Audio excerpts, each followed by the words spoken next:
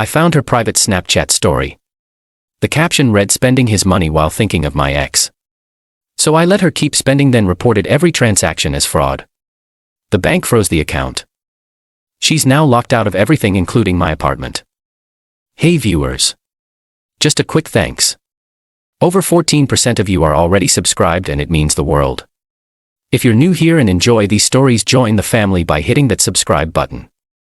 We're on the road to 10,000.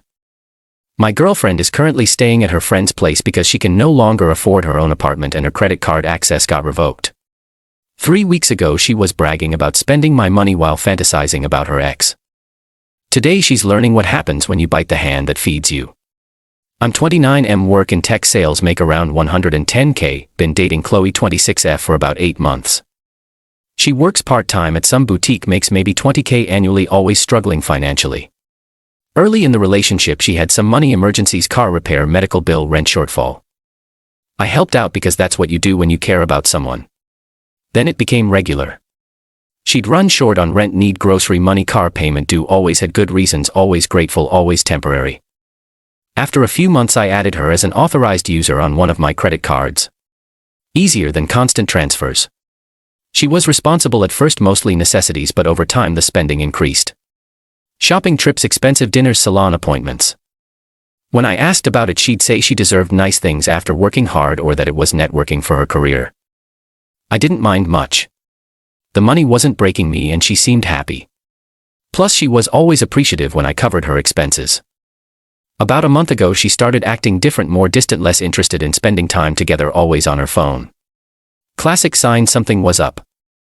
She'd also started mentioning her ex more often. Ryan this, Ryan that. How funny he was, how he was doing well at his new job, how they'd been talking recently. Just as friends. She'd always add when she saw my expression. Last week it got weird. She went out with girlfriend Saturday night, came home late, immediately showered. When I asked about her night she was vague. Just girl talk and drinks. Sunday morning her phone kept buzzing with notifications. She was being extra secretive, angling the screen away from me, closing apps quickly. My gut was telling me something was off. Tuesday evening she said she was having dinner with her college friend Emma, who was in town. Seemed normal enough. When she got home I asked how dinner went. Great. We went to that new Italian place downtown, caught up on everything. But something felt off about her story. The timing, her mood, little details that didn't quite add up.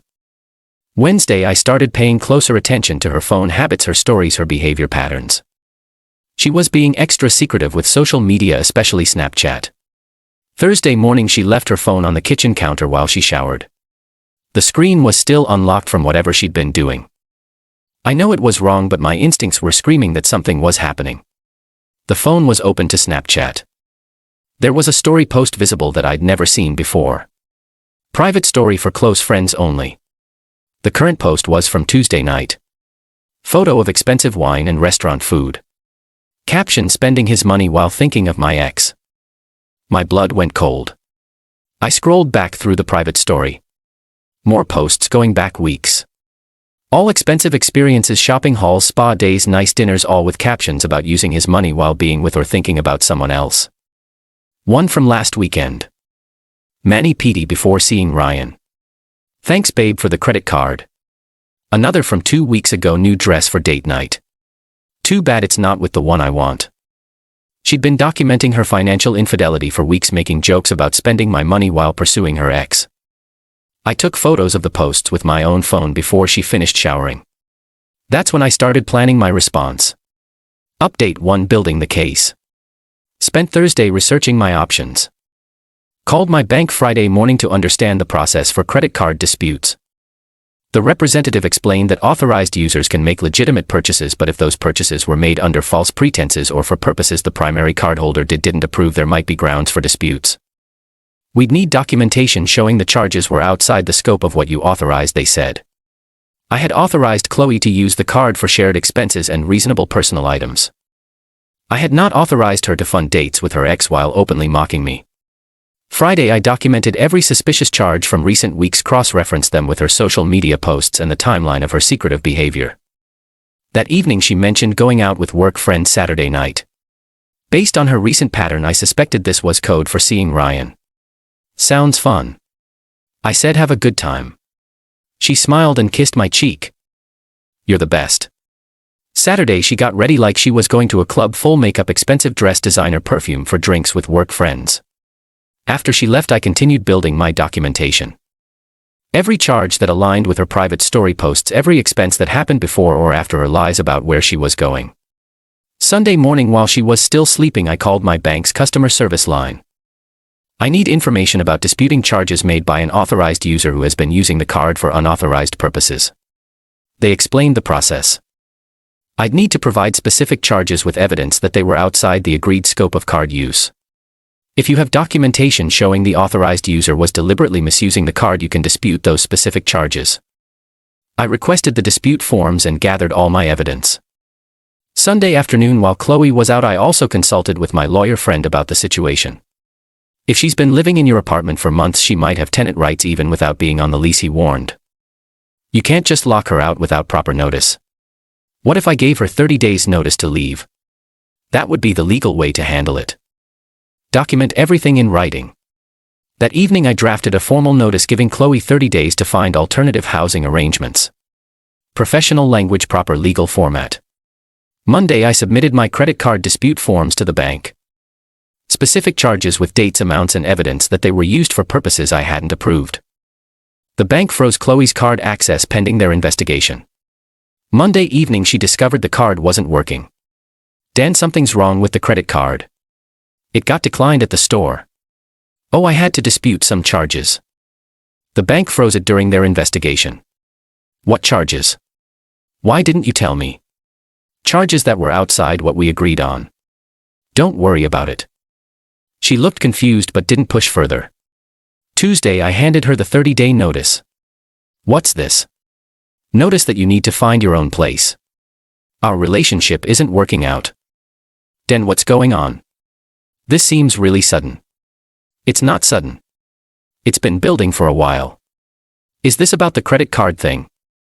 We can work that out. It's about a lot of things. You have 30 days. She tried to argue, but I stayed firm. The notice was legal and final. Update to the investigation. Over the next 2 weeks, Chloe's world started unraveling as reality set in. The bank investigation took its course. They reviewed each disputed charge and the evidence I provided. Several charges got approved for reversal, specifically ones that aligned with her documented deception. About $2,400 in charges got reversed. Not everything, but the ones where I could prove they were connected to her secret activities. Chloe had to find her own housing within the 30-day timeline. She ended up moving in with her friend Sarah temporarily while looking for a permanent place. She also had to adjust to life without credit card access. The bank didn't restore her authorized user status while the investigation continued. Dan, please, this is ruining my credit and my life. Can't you just tell them it was a misunderstanding? The bank will finish their investigation and make their own decision. I can't afford anything without that card. I'm living off my friend's couch. Maybe you should have thought about that before using my money to fund dates with your ex. She went quiet. How did you know about Ryan? I know about everything.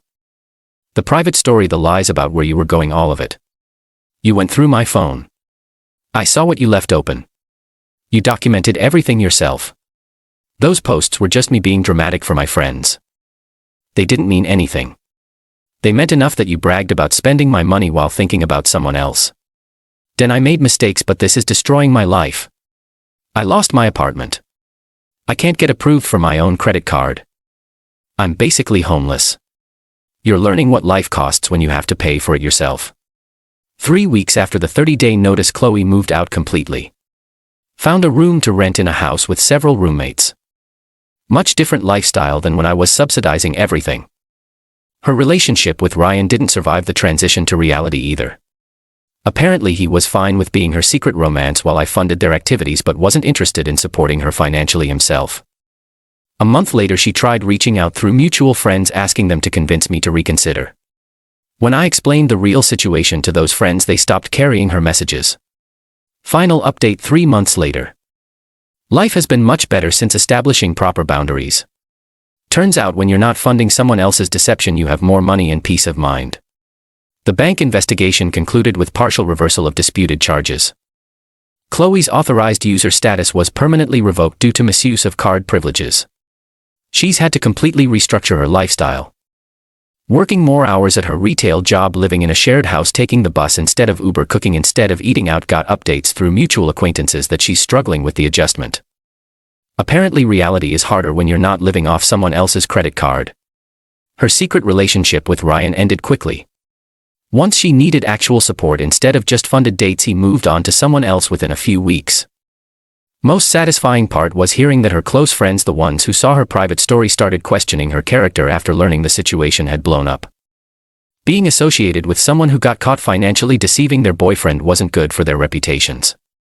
Started dating someone new recently. Sarah works in marketing, makes good money, pays her own bills. The difference is refreshing. When I told her about the Chloe situation, her response was perfect. Anyone who brags about spending their partner's money while cheating deserves exactly what they get. The revenge wasn't dramatic or elaborate. It was just removing my financial support and letting her face the natural consequences of her choices. Chloe wanted to have it both ways, wanted my financial stability while pursuing her ex, wanted to mock me to her friends while benefiting from my generosity. She got exactly what she documented in her private story. Life funded by her own minimum wage job instead of my credit card. The Snapchat posts were her confession. She provided all the evidence I needed to justify protecting myself financially. She thought she was being clever, bragging to her friends about using me. Instead, she created documentation that supported my disputes with the bank. Sometimes the best response to being used is just stopping the flow of resources and watching reality set in.